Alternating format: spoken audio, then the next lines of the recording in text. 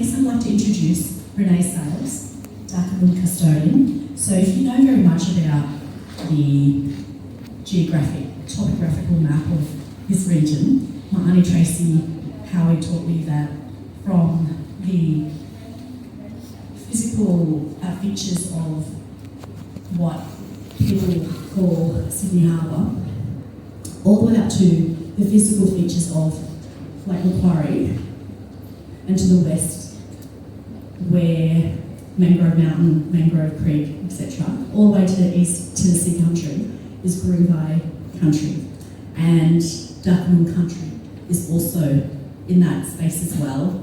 Particularly, Renee will speak, but particularly moving right over to the massive region of, including Yango and other parts, so there's an overlap. And I'd like to introduce Ren Sales, who is the granddaughter of the founder of the local land council here, and who is from the incredible Darkinwood mob.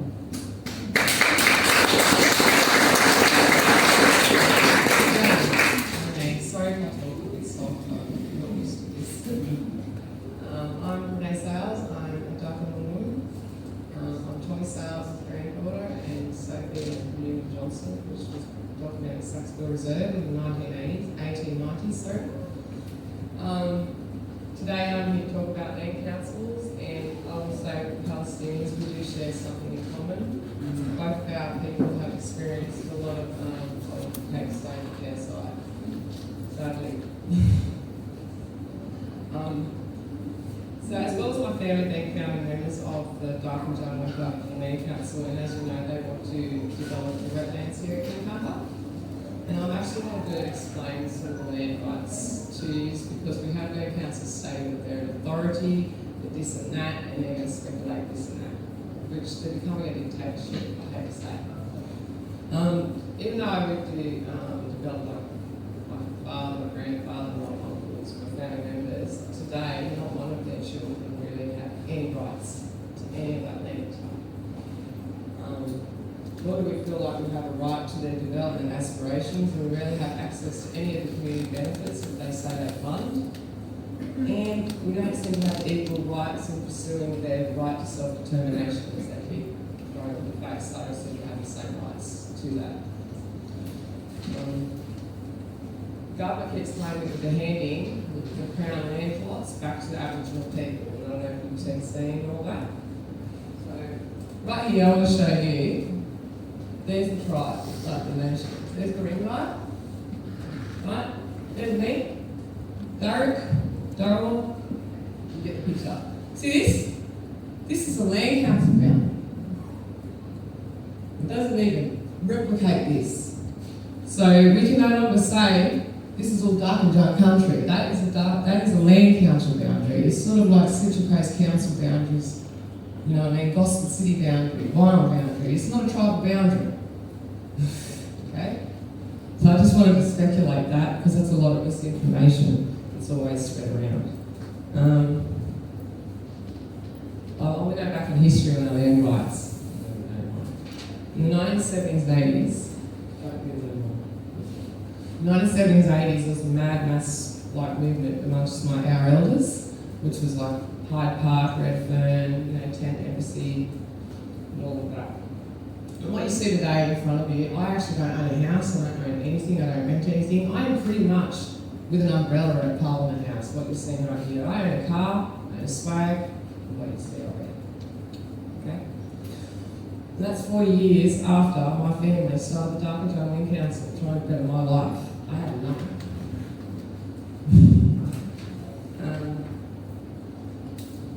In 1982, the Green Paper, proposing a framework to provide the Aboriginal rights in New South Wales, the paper outlined a 3-tier government structure for the local land councils to claim Crown land and to operate democratic elections and community organised structures. And so in 1984, my elders decided to have a shot at the government's land rights created avenue to protect our country, heritage, sacred sites, and try and provide housing for our families, as you know I have.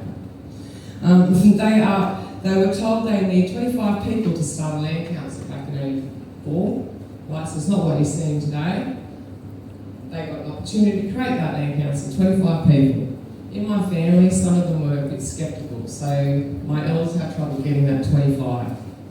Okay, so they invited some Aboriginal people who lived in the area, for example, Barrada, who seemed like-minded and seemed like one of us. So they asked them to help make up 25.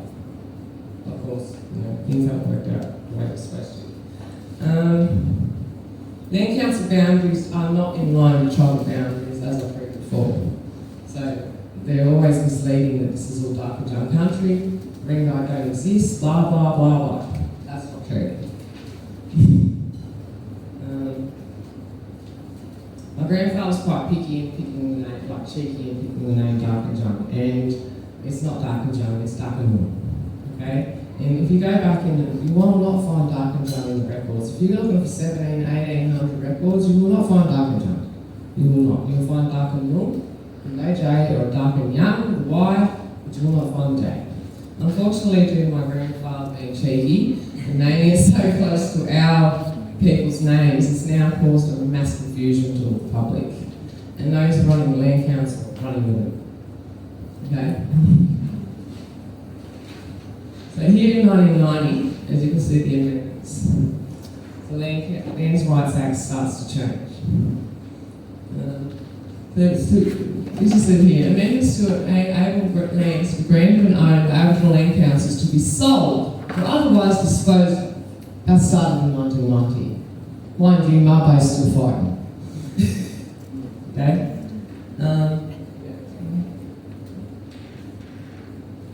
I'll get to that. 2006 there was a review and land councils adopted a corporate governance structure which contained CEOs, boards, blah, blah, blah. In 2014, a second wave of amendments was done, as you can see here. So they're just adding more crown land. It's all about business enterprises, blah, blah, blah, all business. In 2019, the next one. And that's what we're dealing with right now, the SEP. The environmental SEP, that's the rezoning. You know what I mean? So here. So here they decided to do this. They created a brand new law policy just to allow Aboriginal land councils only to rezone and help their development application approvals. What I'd just like to say is that equal rights? No, it's not. They're getting special privileges that everybody don't get. Here, as you can see, these are the environmental things. And as we know, the Planning Department of New South Wales, along with Dark and Jungle Land Council, all promoting to you guys that everything needs to be rezoned and re-evaluated. Can you go to the next one? This is actually off New South Wales Planning Department's website. Only the name of the zones is changing. Land uses were permitted or prohibited in environmental zones are unchanged. The Department recognises the work councils will do in implementing reforms. The way I took this one though, they're not supposed to be rezoning an E2 area. They're supposed to be changing it from a C to an R. So they've tricked you, they've misled you that they get to rezone all these environmental areas. No, that's not what's meant to be happening. They're just meant to be changing it from a C2 to an R2 on their paperwork. Only the names of the zones are changing. So why are we trying to carry on from an E2? It's not even meant to be changed. States on the website. Then there's a land council. That's the Land Rights Act, so that's what I'm going to get into next.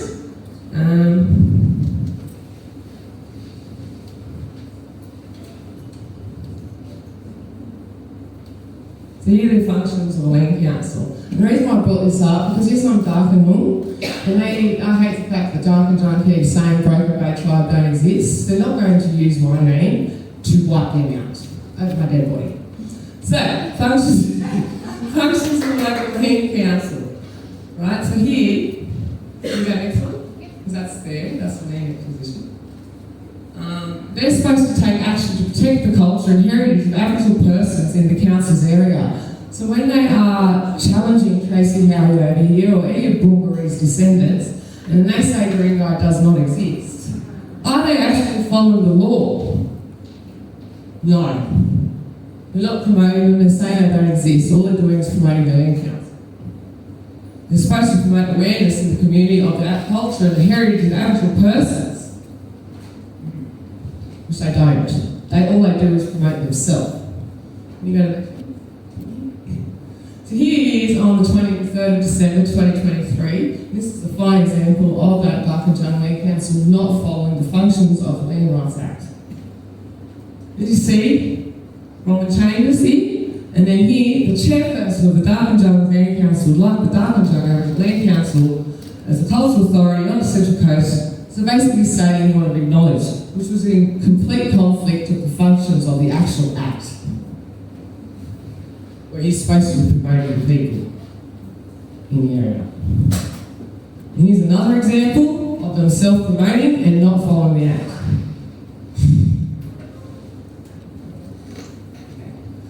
And finally, a lot of division in our communities have been getting brought in by the community land and business plans. So what the SEP did was, okay, just leave it at that for a minute. Basically, the state government is giving all Crown land parcels over to land councils. They tell you that they're giving it back to the Aboriginal people. That is a lie. As you can see, they're giving it back to land council, but it's still governed in no offence. But by the Legislative Assembly. So even though they're giving all the land back to the land councils, if they put it into the Act that we must use all that Crown land and develop it, the land councils have to. Okay? Takes it right out of our control. So it's a bit of a loophole where they're telling you they're giving it back to us, but they're not really. Okay? What they're doing is they're freeing up land they weren't able to develop. And you know what they're also doing? They're taking away your equal right from running a 9-year lease. They're also taking away any chance for any mob to go for a native title because there will be no Crown land left to go for a native title, as well as you're losing your right to the 9 lease. They're going to give all of the land councils right across the state, all that Crown land.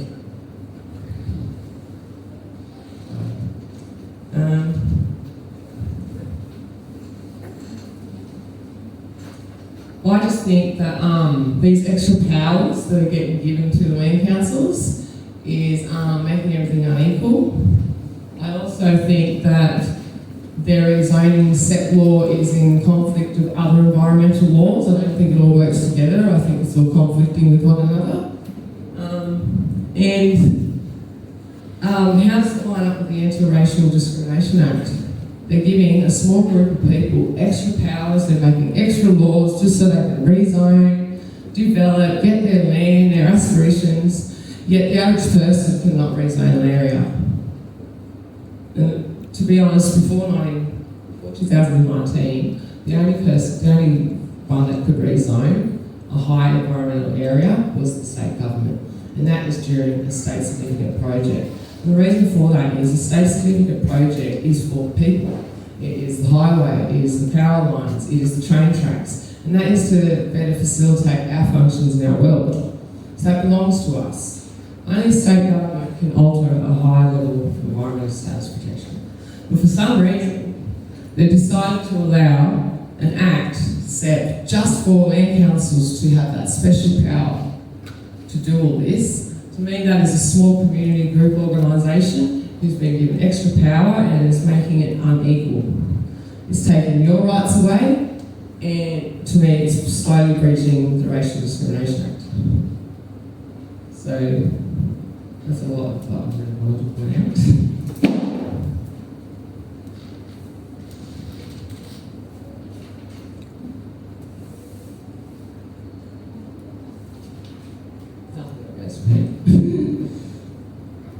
I just want to say though, with all these developments the Land Council wants to do, like filling in the wetlands or, in our culture, plants and wildlife are very, very important. Plants are medicine. They are, we can build things with them, we use it. So for them to just want to knock everything down, they're not acting like Indigenous people at all. They're not even working for us. And all these houses they're building, I just don't understand. So as you can see, the objects, you know what I mean? And of course they feel very powerful. Members of the Land Council whinge and complain and we don't get heard. Unless you're a board member or an official, this is, you're just ignored.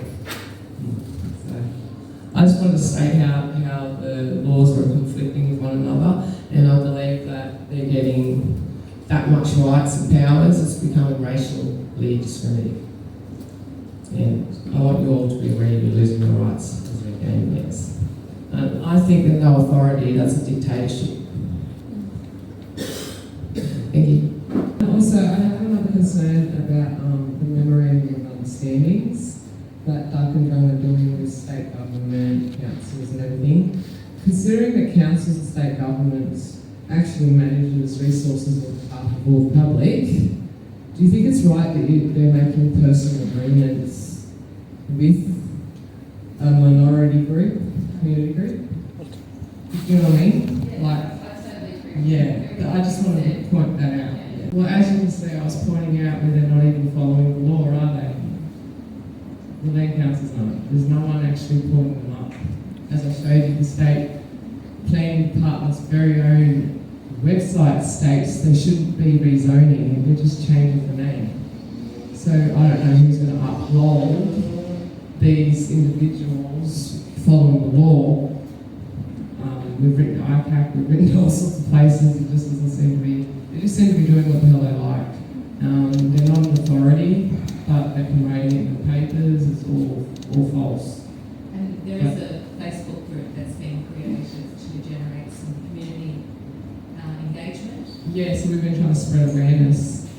Yeah, that's right. Yeah, and just the Crown land, because to me it's a land grab, and it's gonna